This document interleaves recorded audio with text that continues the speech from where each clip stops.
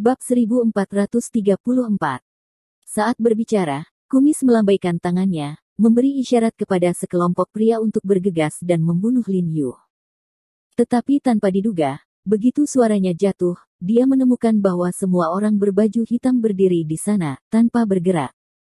Karena saat ini, semua orang berbaju hitam muntah dan muntah beberapa kali, mereka semua hampir pingsan, dan pertahanan psikologis mereka hampir hancur. Mereka sangat cemburu dan bahkan takut pada He Jiarong.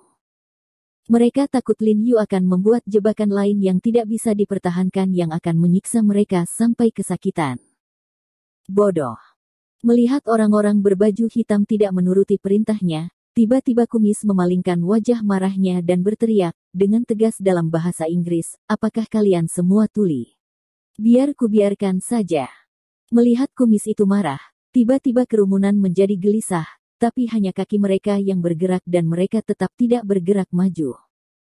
Bukan karena mereka berulang kali melanggar perintah Kumis, tetapi karena mereka hendak menendang tanah dan bergegas menuju Lin Yu, mereka merasakan keanehan di selangkangan dan kaki celana. Sulit untuk mengatakan. Bagaimanapun, mereka baru saja mengalami diare parah sekarang. Tahukah Anda? Pakaian dan perlengkapan mereka disesuaikan dengan tubuh mereka, terutama celana yang ramping dan elastis, betis dan pergelangan kaki yang tertutup rapat, dan mereka diikat dengan ketat pada sepatu bot kulit keras berujung keras. Di tengah, celana panjang dan sepatu hampir terhubung satu sama lain, jadi mereka khawatir begitu mereka menyerahkan, karena bahan berlumpur di celana itu bergerak liar, perasaan aneh itu akan meningkat secara eksponensial.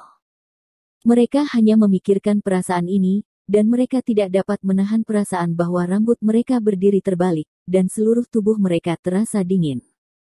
Sayang sekali mereka tidak pernah bermimpi bahwa Lin Yu akan menggunakan trik ini untuk menangani mereka sebelum mereka datang, jadi mereka tidak membawa pakaian pengganti sama sekali. Mereka hanya bisa memilih untuk mengertakkan gigi dan menanggung sentuhan khusus yang lebih menyakitkan daripada pisau. Lin Yu, yang berdiri di seberang mereka, juga sangat gugup. Dia menatap pria berpakaian hitam di depannya seolah-olah dia sedang menghadapi musuh. Ekspresinya sangat terjaga, dan bahkan ada jejak ketakutan yang sangat langka di matanya. Karena dia juga tidak ingin bertarung dengan orang-orang berbaju hitam dengan celana penuh benda asing. Pada saat ini, dia tiba-tiba menyesal. Dia telah mengetahui beberapa narkotika untuk membuat orang-orang ini pingsan, dan itu berubah menjadi situasi ini. Itu hanya membunuh 100 musuh dan mengalahkan diri sendiri 8.000. Jika telingamu tidak berfungsi dengan baik, maka menurutku mereka tidak perlu lagi berada di atas kepalamu. Pada saat ini, ekspresi Xiang Wusheng di samping tenggelam, dan dia berkata dengan dingin kepada sekelompok pria, "Jika reaksi otak Anda bermasalah, maka sekali lagi, kepala Anda tidak perlu tetap di leher Anda." Mendengar perkataan Xiang Wusheng, orang-orang berbaju hitam begitu ketakutan hingga hati mereka bergetar, dan tubuh mereka gemetar. Entah itu anggota Liga Master Pedang atau biksu, mereka semua tahu bahwa Xiang Wusheng adalah karakter yang kejam dan kejam. Jika mereka diganggu oleh Xiang Wusheng, maka mereka pasti tidak akan diselamatkan, dan sebelum mati, mereka akan sangat menyakitkan. Jadi mereka tidak berani menentang sedikit pun, mata mereka dingin, dan kemudian mereka menendang kaki mereka, menahan kelemahan fisik dan keanehan di selangkangan mereka, dan bergegas menuju Lin Yu. Lin Yu memandang kerumunan orang berkulit hitam yang datang melonjak ke depan, membawa bau yang sangat mematikan, dan terbang ke arahnya. Punggungnya terasa dingin, dan untuk pertama kalinya rasa takut yang hebat muncul di dalam hatinya. Aku bahkan ingin menoleh dan kabur. Tapi dia tahu dia tidak bisa. Jadi dia mengertakkan gigi dan menggigit kulit kepalanya dan bergegas menuju sekelompok orang. Dan ketika serigala Kuimu di samping melihat Lin Yu bergerak, dia menendang tanah dengan paksa, bangkit, dan bergegas menuju sekelompok pria berpakaian hitam. Setelah mereka berdua bergegas, mereka langsung tenggelam oleh gelombang hitam.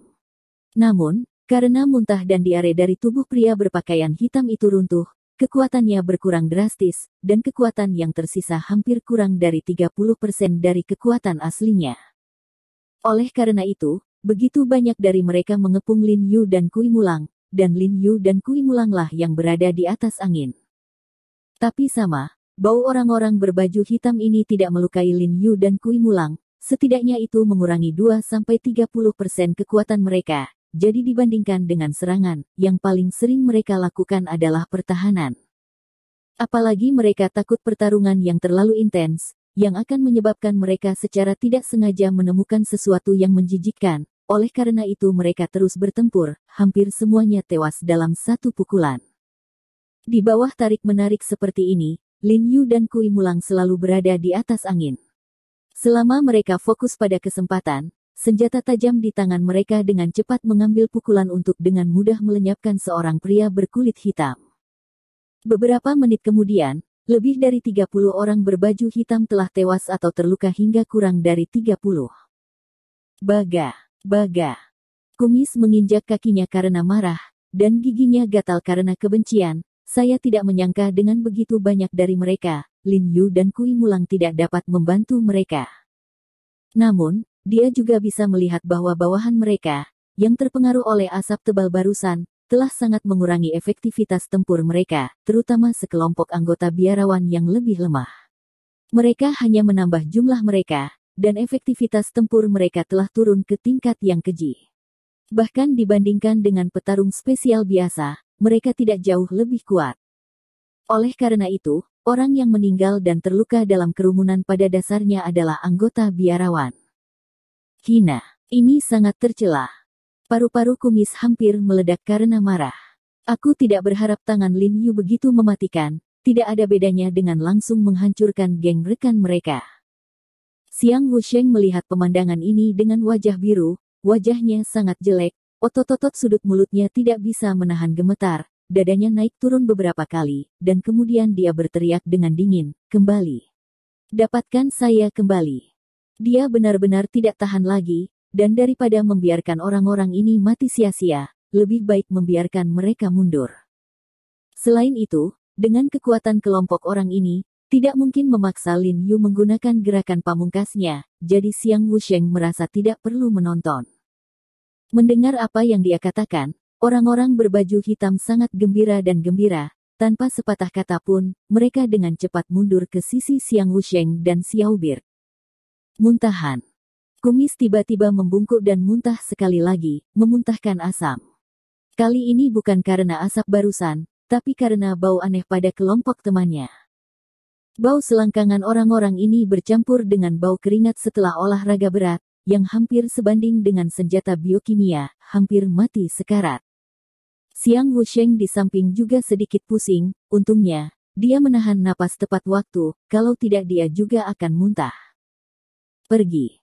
Kumisnya menjerit marah, ingin mengubur orang-orang ini hidup-hidup. Setelah kerumunan orang berpakaian hitam dengan cepat bubar, Kumis merasa bahwa dia hidup kembali, dan dia membungkuk ke Xiang Wusheng dan mengatakan sesuatu dengan suara rendah. Xiang Wusheng mengangguk.